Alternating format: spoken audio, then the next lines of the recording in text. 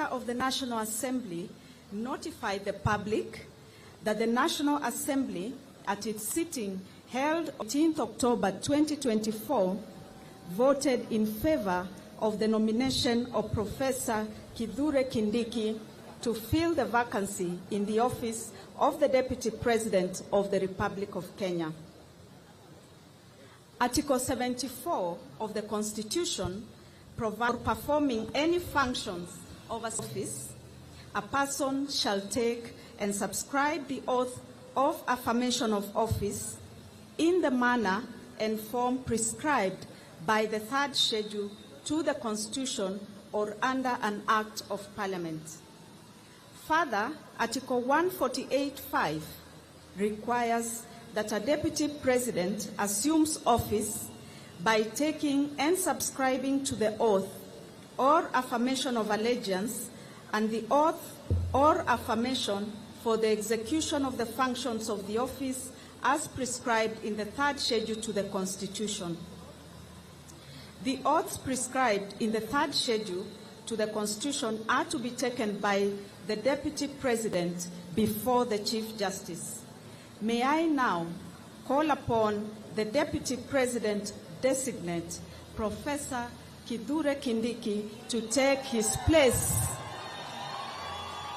and take the prescribed oaths.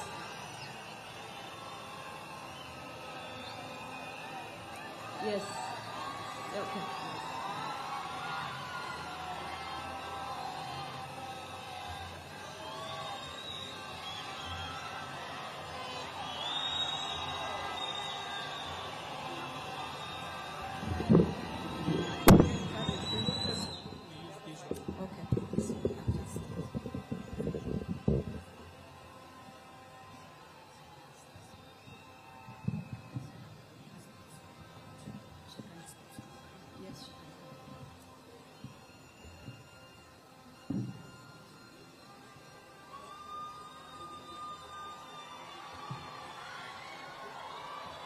May I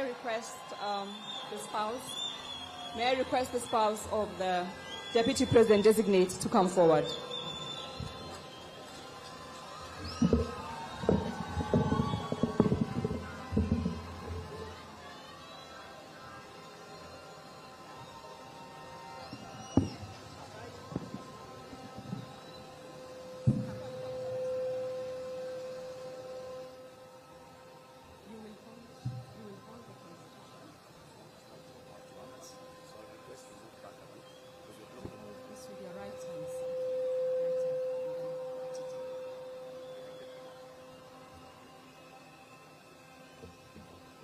Mr. Deputy President designate, I shall commence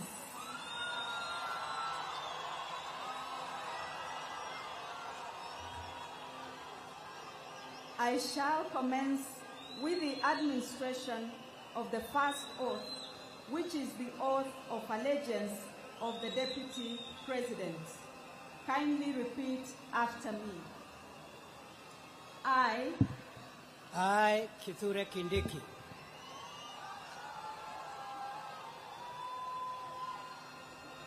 in full realization of the high calling, I assume as Deputy President of the Republic of Kenya,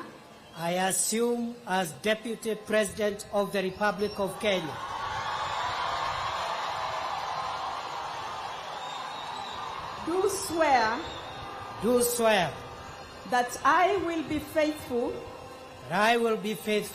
and bear true allegiance to the Republic of Kenya, that I will obey, preserve, protect, and defend this Constitution of Kenya, as by law established, and all other laws of the Republic, and that I will protect, and that I will protect and uphold the sovereignty, integrity, and dignity of the people of Kenya. So help me God. So help me God.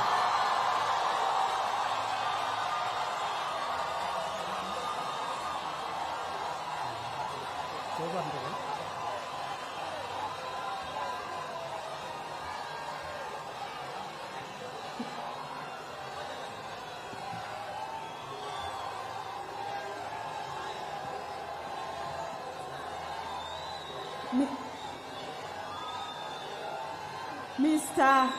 Deputy President Designate, I shall now administer the oath of due execution of office for the Deputy President. Kindly repeat after me. I, Kithure Kindiki, do swear that I will always truly and diligently serve the people of Kenya and the Republic of Kenya in the office of the Deputy President of the Republic of Kenya, that I will diligently discharge my duties and perform my functions in the said office to the best of my judgment, that I will at all times when so required faithfully and truly give my counsel and advice to the President of the Republic of Kenya, that I will do justice to all without fear, favor, affection, or ill will, and that I will not directly or indirectly reveal such matters as shall come to my knowledge in the discharge of my duties and committed to my secrecy. So help me God. So help me God.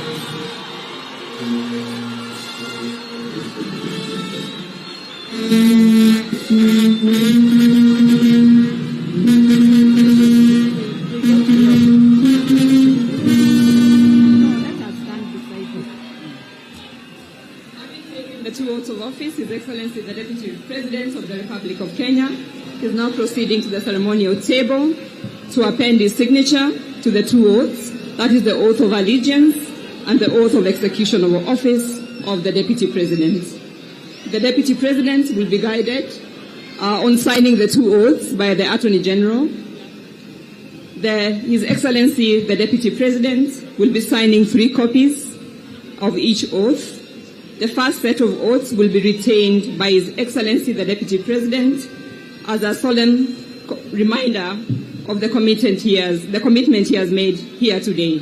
The second set will be handed over to the Head of Public Service for custody. And the third set will be retained by the judiciary. The oath of allegiance, ladies and gentlemen, is an oath that His Excellency the Deputy President will be faithful and will bear true allegiance to the Republic of Kenya, and that he will also protect and defend the Constitution of Kenya. The second oath, His Excellency the Deputy President has committed to execute his duties diligently and perform his functions according to the law.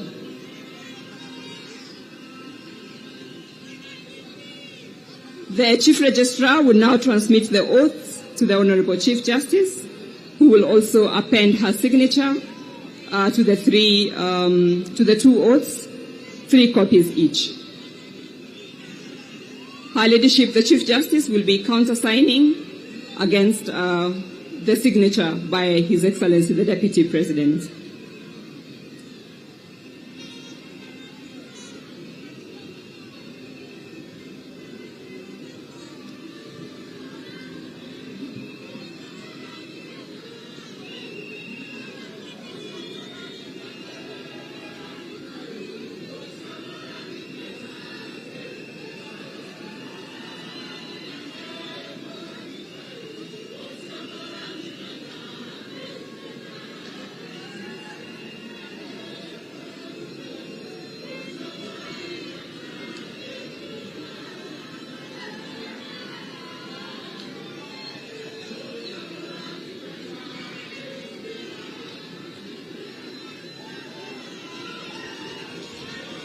Once the Chief Justice has appended her signature, the seal of the Chief Justice will be affixed on each of the oaths by the court officials.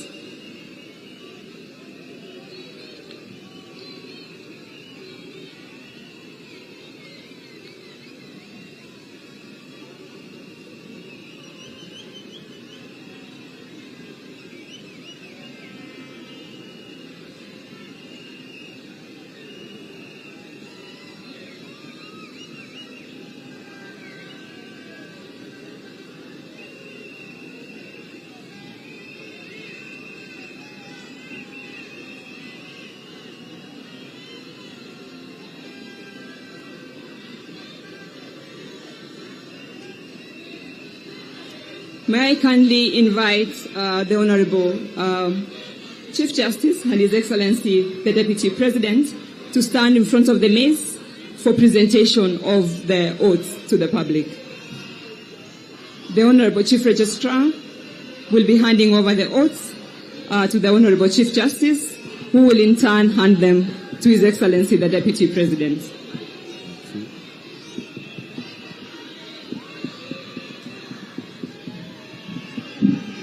Coffee.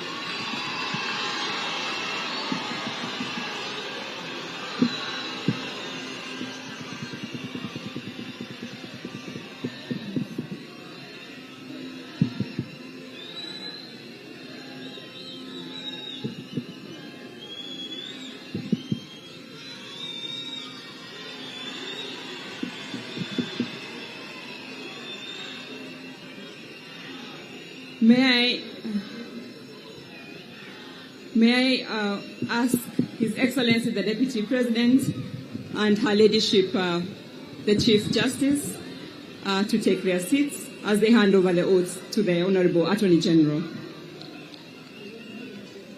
May I call upon the Head of Public, Your Excellency, you may take your seat. Honorable Chief Justice, please, you may take your seat.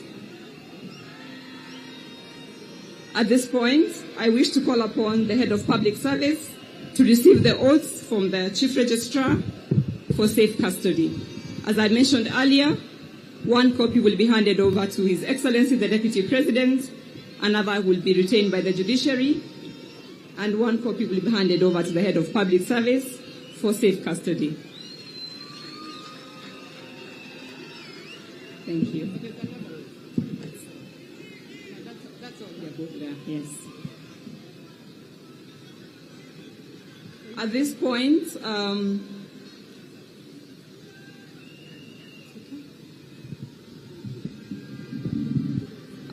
of the program, may I invite His Excellency the President to hand over a ceremonial copy of the Constitution of Kenya to His Excellency the Deputy President, Professor Kithure Kindiki, the Deputy President of the Republic of Kenya. Your Excellency.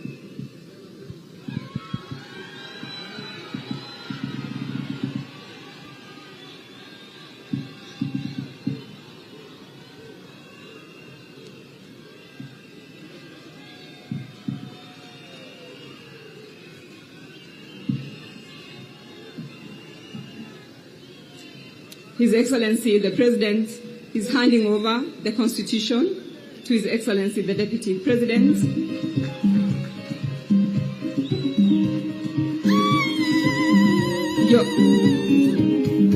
Your Excellencies, if you could remain on stage for a brief photo session to commemorate this event.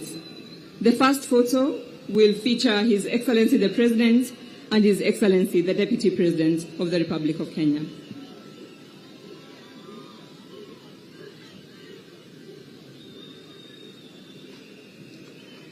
Thank you. What's happened? What happened? May I invite, thank you. May I now invite Her Ladyship, the Chief Justice, to join in the second photo.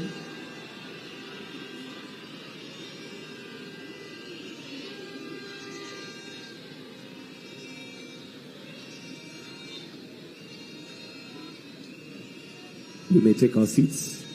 We may take our seats for the sake of the cameras behind you. I now invite we may take our seats, please. The Honorable Chief Registrar and the Honorable Attorney General to join in the next photo.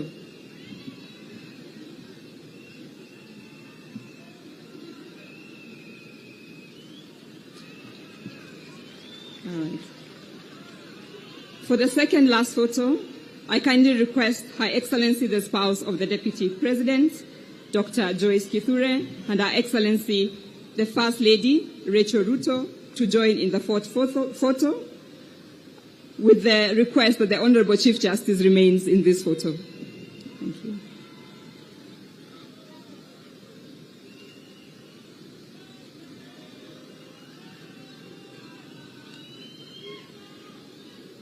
Thank you. Thank you very much. For the final photo, we have His Excellency the President, His Excellency the Deputy President, Her Excellency the First Lady, and Her Excellency the spouse of the Deputy President. I request the Chief Justice to please take her seat. Thank you, Honorable Chief Justice.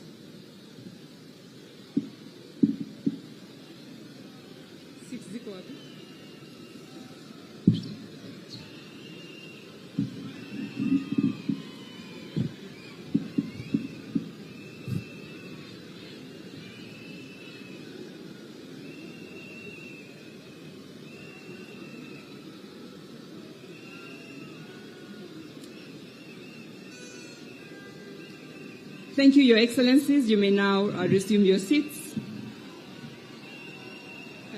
I also request the Honorable Chief Justice, the Honorable Chief Registrar, and the Honorable Attorney General to also resume their seats.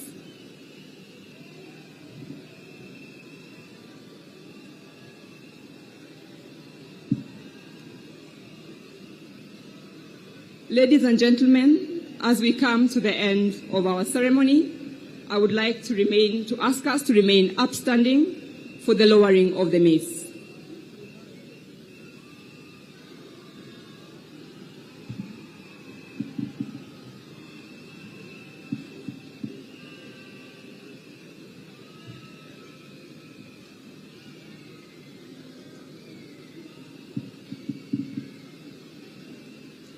This marks the end of the swearing-in segment of the program. I wish now to hand over to the Master of Ceremony to continue with the rest of the program. I thank you. Tupigie Judiciary makofi tafadhali for a job well done. Let's also take this opportunity to give a warm round of applause to the Deputy President, Professor Kithure Kindiki. Tupigie makofi tafadhali. Your Excellency, sir, we'll have a short interlude of music before we proceed to the next part of the program. I'll request that you take our seats as we will have now the State House Choir give us a song before we proceed to the next part of the program. State House Choir, uwanjani wenyu.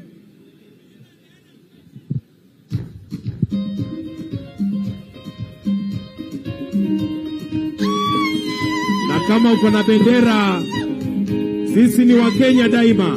Ndio huo wimbo.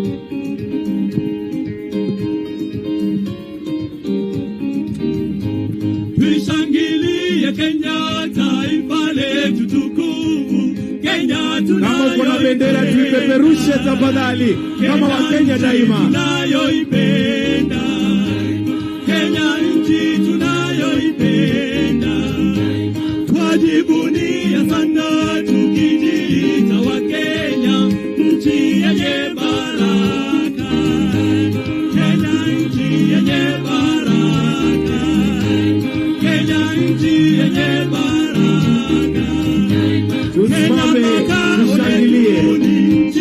patriots of this country, this is a song we can all participate. Bring in Kenya Daima.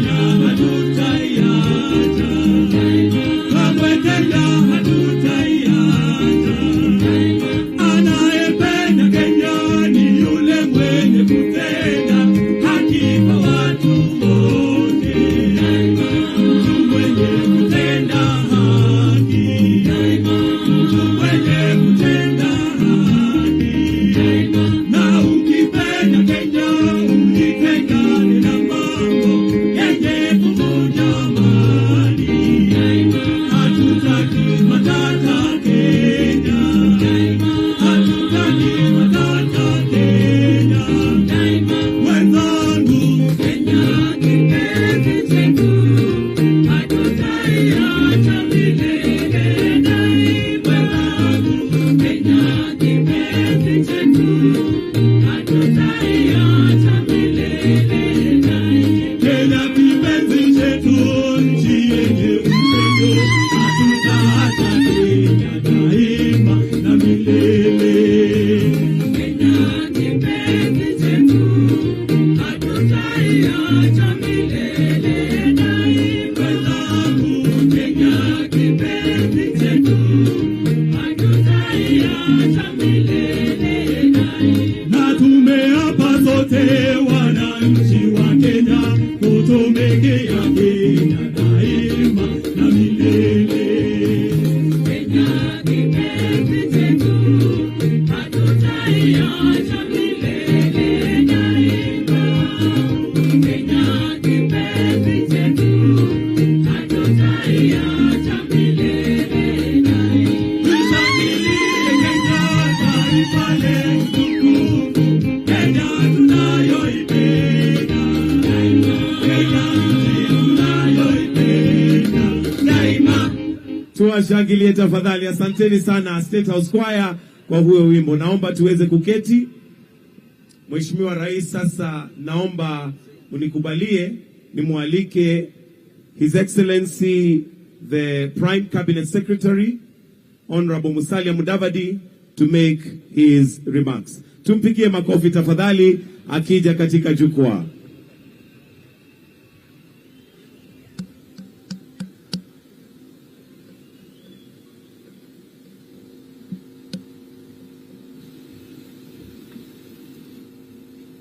Your Excellency, the President of the Republic of Kenya, Honorable William Samoei Ruto, Your Excellency, the First Lady, Madam Rachel Ruto, Your Excellency, the Deputy President of the Republic of Kenya, Professor Kindiki Kithure, Your Excellency, Madam Joyce Kithure, the Honorable Chief Justice, the Speaker of the National Assembly and the Speaker of the Senate, leaders of our forces, members of Cabinet, the Governor of Nairobi, members of the legislature, distinguished guests, ladies and gentlemen, members of the diplomatic corps present, na Wakenya wote, hamjambo. Hamjambo. Your Excellency, let me take this opportunity to be among the first to congratulate Professor Kindiki Kithure on his elevation to the position of Deputy President of the Republic of Kenya. He has now shed off the word designate. He is now substantive. And we all congratulate you and your family for this very honorable position that His Excellency the President of the Republic of Kenya has assigned you. And we wish you Godspeed, God's help, good health, and all the wisdom so that you can discharge your responsibilities with excellence. Your Excellency, we are gathered here on a bright morning, bright sunny morning. And I just want to draw the symbolism of where we are. We are on the grounds of KICC, Kenyatta International Conference Center grounds. On my right is the judiciary. On my left is the legislature. In front of me is the symbol of the capital, and behind us is the symbolism of the executive. Your Excellency, we stand here proudly as a nation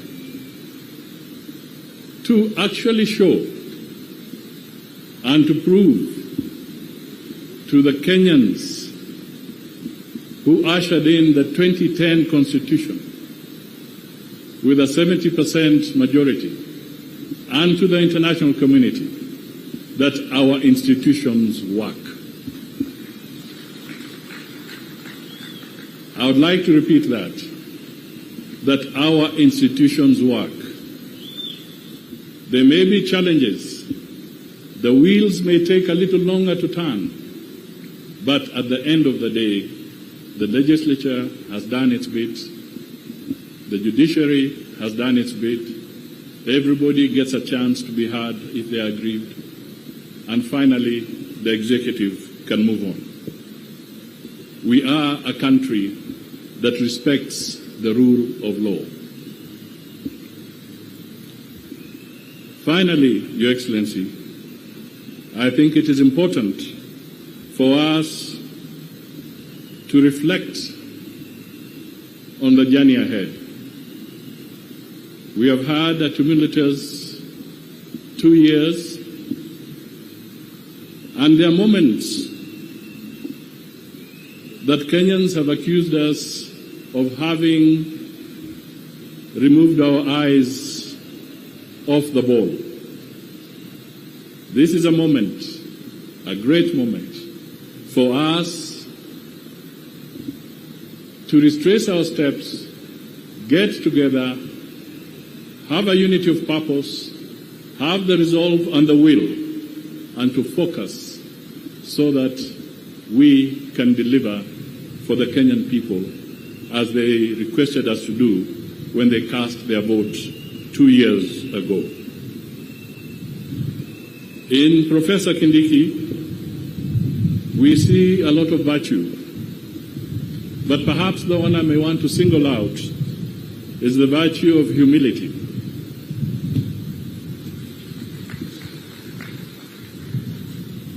And simplicity. He does not walk around with airs around him. This is a very important virtue. If, as a nation, we can embrace humility, we will go far.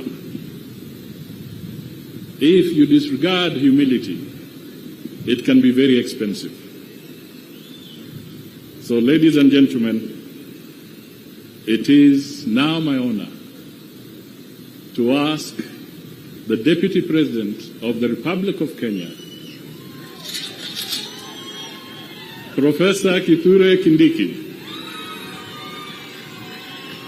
to come forward and make his remarks, and thereafter invite His Excellency the President to speak to us. Makofi tafadhali.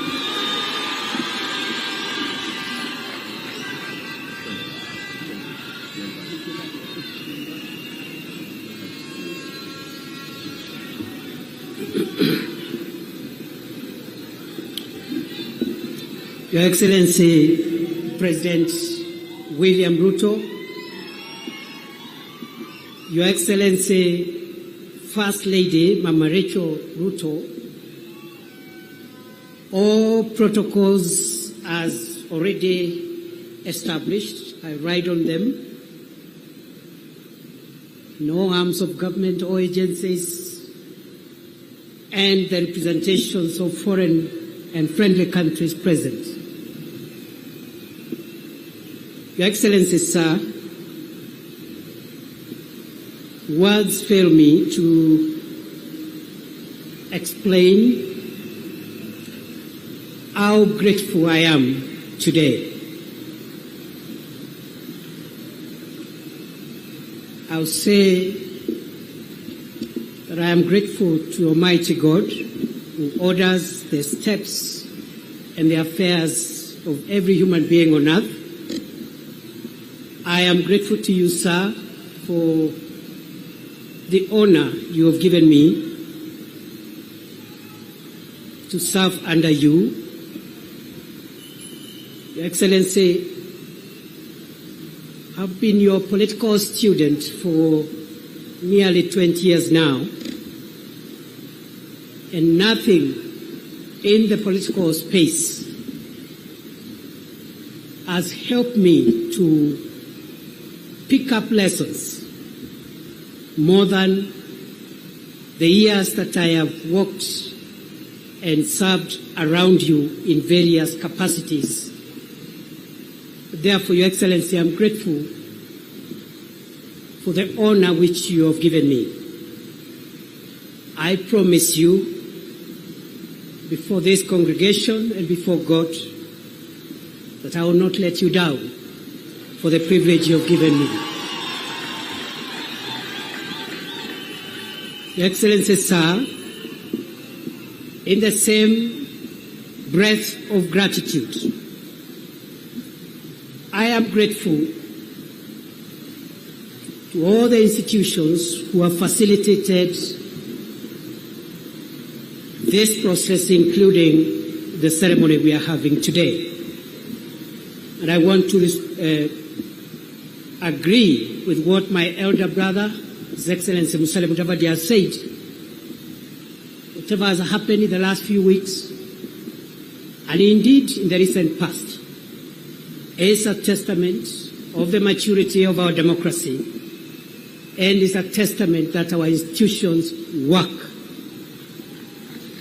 Your Excellency, sir, allow me, having thanked you, also to thank the very many people whom I have had an opportunity to learn from them. I may not enumerate all of them, but I've had the privilege of learning from so many great people. And even as we celebrate our Constitution and our democracy, I pay tribute to those who purposed to fight for and defend the establishment of our country and our constitutional order. I am grateful to those who are responsible for creating the Kenya that we live in today, in the past and in the present. I am grateful to those who fought for this Constitution, and I am grateful to all heroes of our country in the past and in the present. Your Excellency, I am grateful to this country for raising me. And I've had so many people to help me grow into who I am today. And therefore, as I discharge the burden that you have placed me, Your Excellency, the burden you have placed on my shoulders, I am grateful that I will discharge that burden with the benefit of having grown and continuing to grow under the feet of not just my father and mother who gave birth to me, but the many elders of their generation who helped me to shape and make me what I am today over time. I am truly grateful. Those who taught me in the formal and the informal setup. Your Excellency, I'm grateful to my family. With your permission, I want to pay tribute to 4 people who have made huge sacrifices, especially in the 14 years, 15 years or so I have been in politics. Before then, I had spent a decade in academia, and of course I'm also grateful to the professors and the colleagues with whom we worked with.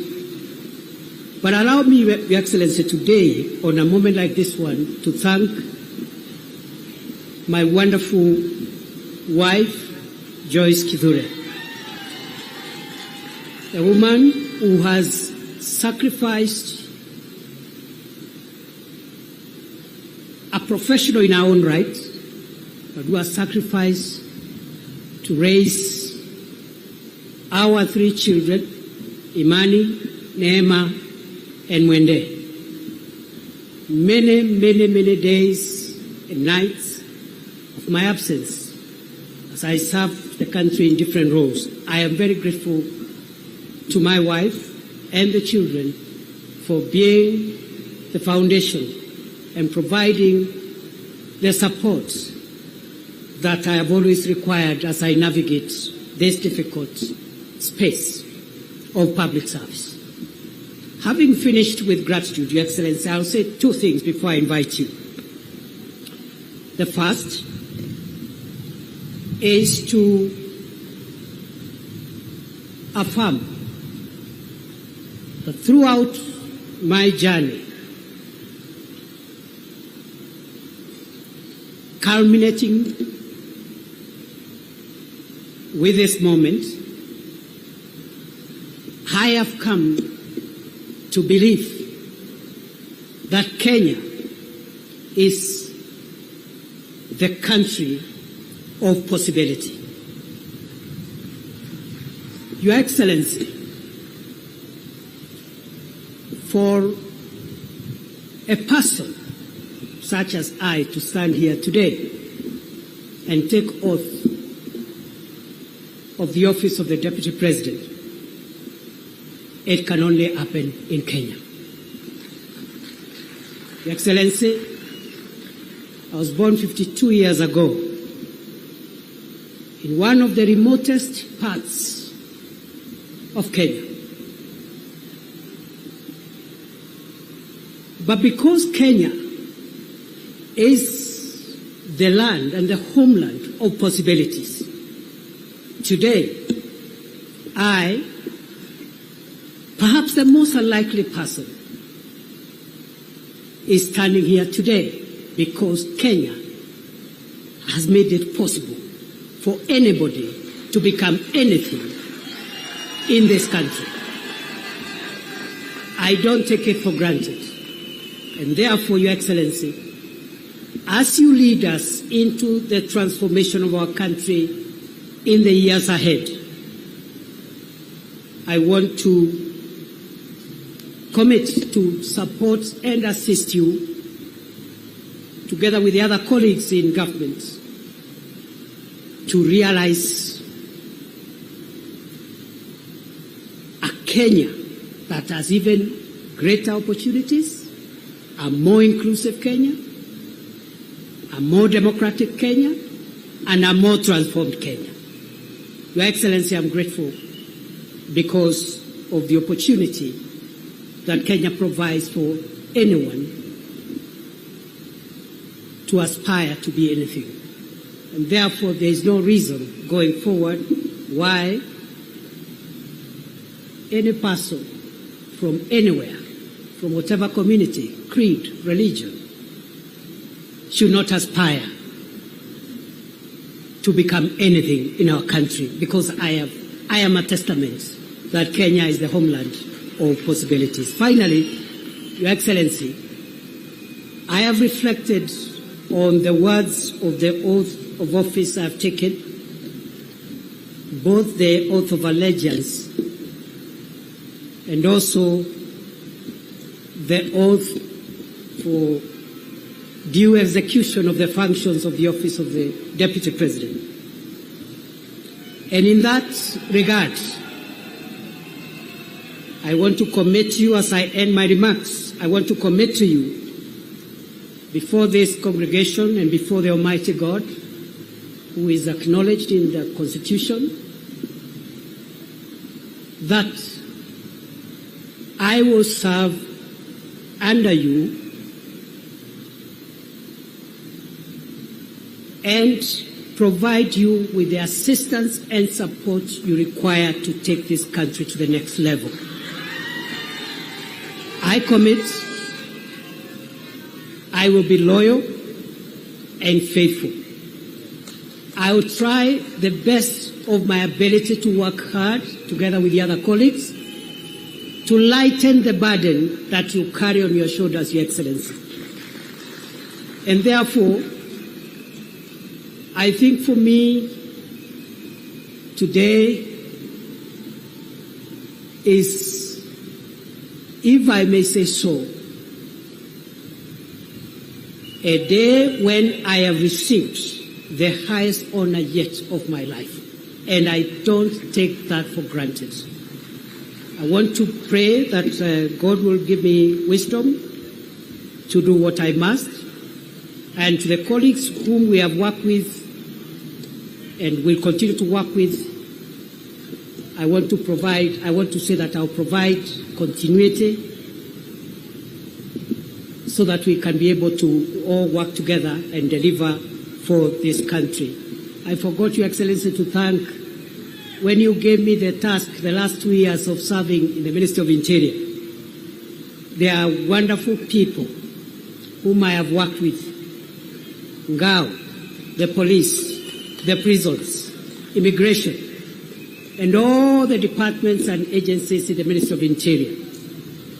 The little successes that we could have achieved, I attribute those successes to my colleagues. If there have been a few challenges, I take responsibility for those challenges. Your Excellency, with those many remarks, thank you very much for giving this privilege. And I now want to request that we be upstanding as we invite His Excellency President William Ruto to come and address us. Moja, mbili, tatu, ingine.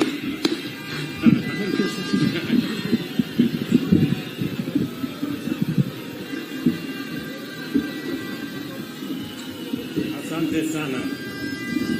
Tafadhali tunaweza kuketi chini. Asanteni sana. Thank you very much.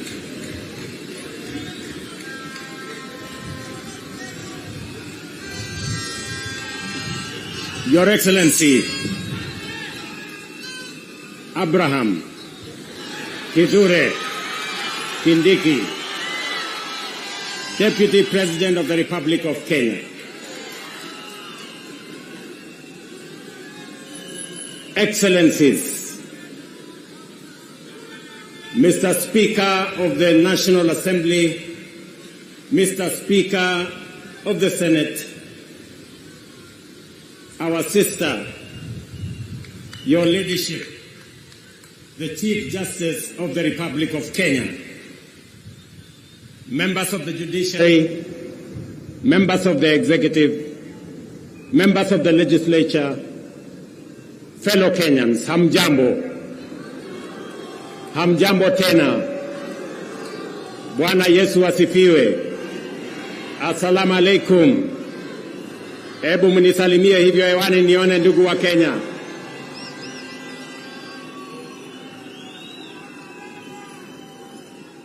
I am proud to witness the swearing in of the Honorable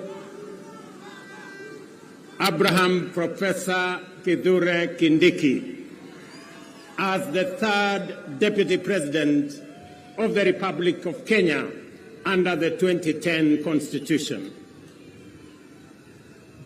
I know him as a dedicated professional whose commitment to excellence has helped us overcome daunting challenges, and as a tireless public servant on the path of national leadership. Abraham is also a patriot whose dedication to cohesion, national unity, and inclusivity is beyond reproach, an effective champion of peace and stability, and across every part of our country, and a loyal steward of our bottom-up economic transformation agenda, whom together with many others we crafted to take our country to the next level. Over the past 2 decades, I have had the privilege to witness Professor Kindiki's work as a professor, litigation lawyer, consulting attorney, senator representing Tharaka Nithi, majority leader of the Senate, deputy speaker of the Senate, the most recently as cabinet secretary. I can confirm that in all these roles, he has demonstrated exceptional dedication, high competence and professionalism, and consistently delivered results beyond expectations. Professor Kindiki is a highly qualified and outstanding scholar, advocate and public servant, whose career has been defined by exemplary achievements which demonstrate his vision for positive change and commitment to high standards of efficiency in the performance of his duties. At this stage of the implementation cycle of our national transformation agenda, the people of Kenya require a patriotic public servant and a consummate champion of our constitutional dispensation, our broad-based national governance framework, and the bottom-up economic transformation agenda to support the cabinet and the presidency in delivering in full and on time.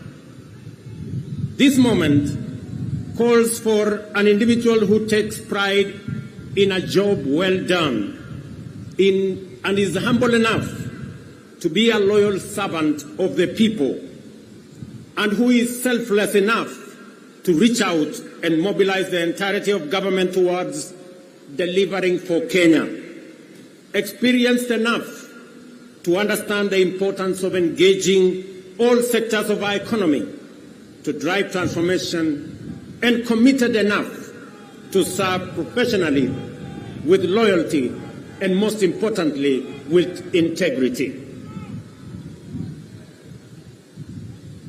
I am delighted to affirm that our coalition, and indeed our nation, is blessed with many professionals who meet all these criteria. Among them, Abraham Kithure Kindiki stands out for his exceptional qualifications, extensive experience, and wide-ranging accomplishments. I am honored that he is available. He has told me he is ready, and I know he is willing to serve as my deputy. Professor, my young brother, let me call you Abraham K. or Abra K. Welcome to the service of this great nation, Kenya. And let me say this, I have heard you clearly when you took your oath of office and the oath for the due execution of your responsibilities as Deputy President. You have said 2 fundamental things in your oath. Kenyans were listening. I too was listening. You said that you will serve the people of Kenya and the Republic of Kenya. Abrake, please serve the people of Kenya and the Republic of Kenya.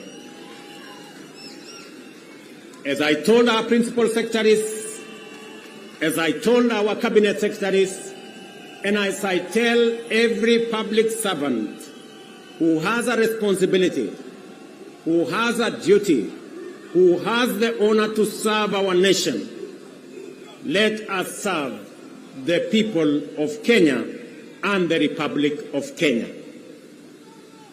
We are not here to serve ourselves or our families or our communities or our regions or our villages. We are here to serve the Republic of Kenya and the people of Kenya. The second thing that you have said in your oath, I said in my oath, I listened to principal secretaries and cabinet secretaries and others. You have said you will serve without fear, without favor, without affection, and without ill will. My brother Abrake, I listened to you. The people of Kenya were listening to you. Serve without bias, without ill will, without favor, without affection, and without fear. So that together, the people of Kenya can know that their public servants, all of us, elected, appointed in different categories, shall know that we have one nation, one country, one people, and we are called upon by the Constitution of Kenya to serve them without bias, without fear, without favor. And let me undertake in this very historic national ceremony to the people of Kenya. And I say this as MCAs listen to me, as members of parliament listen to me, as members of the executive listen to me, those in the judiciary and those in the executive, that the people of Kenya, it doesn't matter, those who live near our oceans, near our lakes, in our mountains, in our valleys, in our arid and semi-arid areas, they are one people, one great nation called Kenya. And I want to commit, pledge, and undertake that we will serve the people of Kenya equally, and no part of Kenya, no community in Kenya, no section of Kenya, no region of Kenya shall be left behind. We are going to work together. I say this to our representatives. Every MCA knows that they were never voted by all the people in their ward. Every member of parliament knows the same, that they were never voted by all the people in their constituency. And so does my friends governors. They know that not everybody in their county voted for them. But they also know that they must serve all the people, whether they voted for them or did not vote for them. Professor, you and me have the honor to serve the people of Kenya. And as I have said before, we will serve the people of Kenya equally, those who voted for us and those who did not vote for us. The government of Kenya equally belongs to all the people of the Republic of Kenya. Let me also say the following, because this is a very important occasion. To underwrite that our judiciary works, that our legislature works, and we will make sure that our executive works and serves the people of Kenya. I know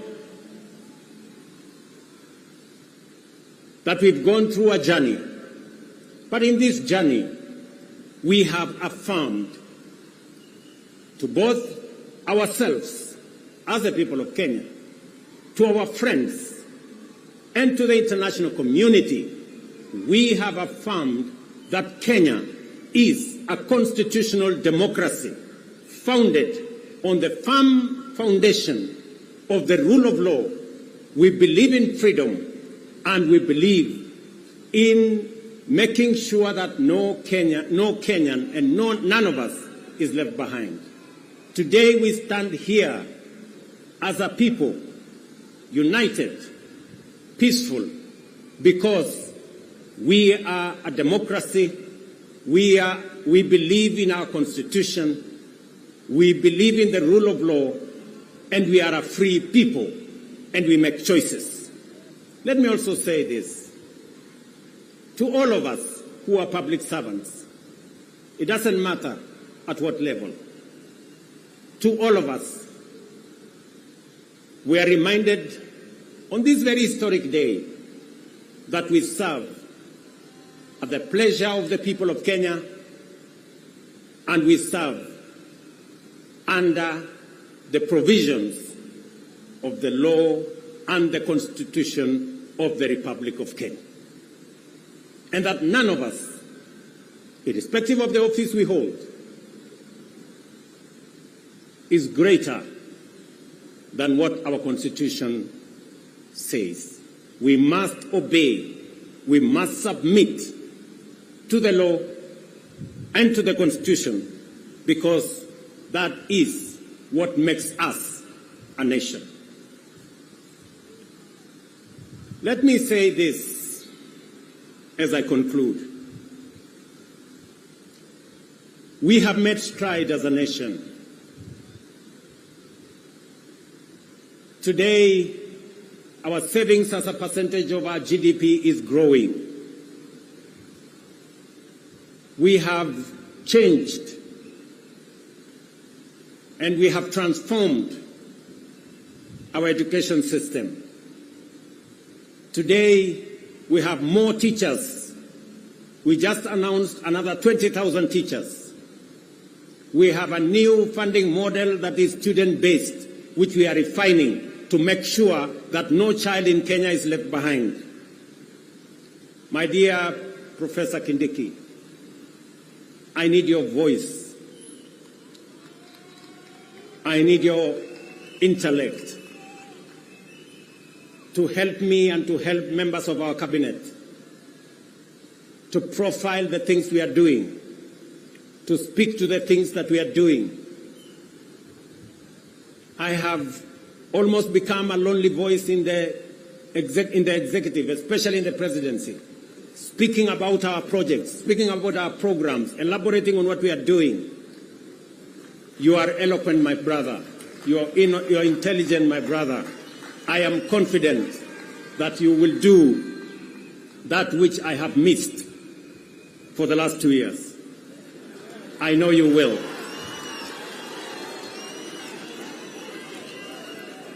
We have a huge program on university funding and higher education funding. We have a huge program that today our farmers across Kenya have access to fertilizer. We have a huge program on expanding our irrigation. We have a big program on what we are doing. We need your voice, and we need the voice of those of us in the executive to provide leadership and to see to it that indeed we achieve what we wrote into our Constitution. Today, as we wrote in our Constitution, Kenya Power has turned around and today is a profitable company. So is KenGen, because of the stewardship that we have put in place. My brother, our manifesto is elaborate. Our manifesto is transformative. We are implementing it page by page, paragraph by paragraph, chapter by chapter, because we have to transform this great nation, and failure is not an option. We must. We have a big program on rural electrification to connect close to 300,000 homes across Kenya.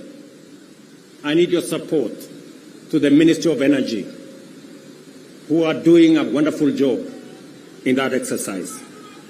We have a big program on markets across Kenya. We have a big program on housing across Kenya. Today, we have 160,000 people working in a housing program. By December, actually next month, we will begin to hand over the first 1,000 houses under our program. under the program that will make ordinary people, Mama Mboga and Boda Boda, pay 3,000 shillings every year and access housing in the Republic of Kenya. My brother, let me tell you, our universal health coverage is underway, with a bit of challenge initially, but now we are moving. And I want to tell the people of Kenya, we are going to transform this nation. And we have the team. And Professor, welcome to the team that is going to transform Kenya into a great nation that is going to make every Kenyan proud. Let me conclude by saying we have what it takes to transform the Republic of Kenya.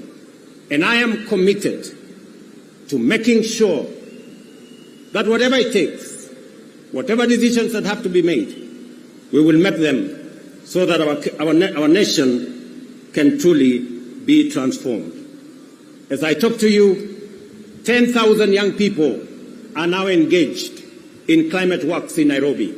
We intend to take that in the next few months into 40 and 50,000 young people. And I commit to the people of the great city of Nairobi that we are going to clean the Nairobi River and we are going to transform it into a better, different causeway as we transform the city in the sun, the headquarters of the environment in the world, where we have UNEP in Nairobi.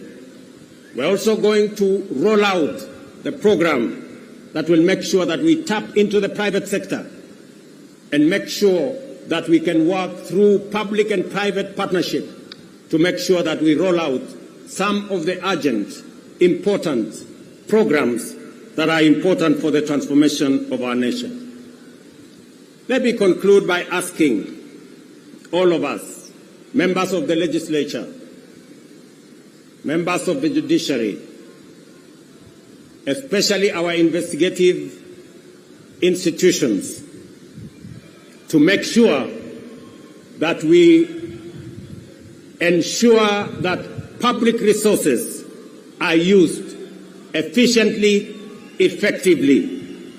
I call upon the Office of the Director of Public Prosecution, the offices of the DCI and the offices of the IG to work with the judiciary so that the corrupt can be firmly, decisively dealt with in the Republic of Kenya, and the citizens of the Republic can get their due in the expenditure of public resources. I know that of recent we have seen incidences of our girls, our mothers, our women who have been murdered in cold blood. And let me say this, that the DCI and all the investigative authorities in the Republic of Kenya must stand up to these criminals, and we must deal decisively and firmly. And I want to ask us as a society to be careful with strangers, to be careful with people who lure our girls, our women into situations that compromise their security. But we must be on the lookout, all of us, as a nation. This is yet another moment. This is yet another beginning. And I am confident that we are going to take Kenya to the next level. Professor Kindiki, as you and all know, there is much to be done to fulfill our commitments and set our nation on the path to prosperity. I expect you to embark on your duties with dispatch and zeal. I wish you success as you begin your service in the high office you have assumed today. May God bless you. May God bless your family. and may God bless our great republic, the nation of Kenya. Asanteni sana, Mungu wabariki, na tutasonga mbele pamoja. Asanteni. Naomba sote sasa tusimame wima kama ishara ya uzalendo wetu. Tumalizie kwa wimbo wa taifa. Wimbo wa taifa.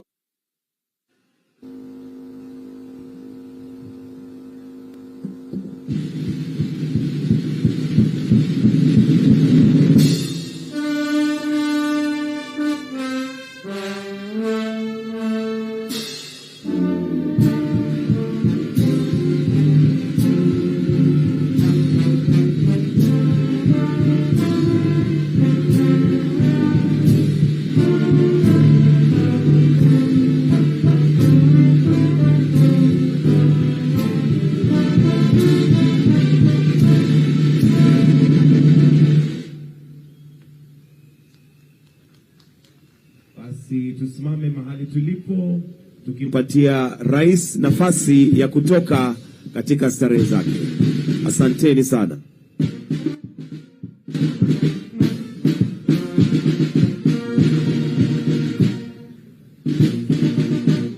Tutamruhusu Mheshimiwa Rais aweze kuondoka na kisha Mheshimiwa Naibu Rais atafuata.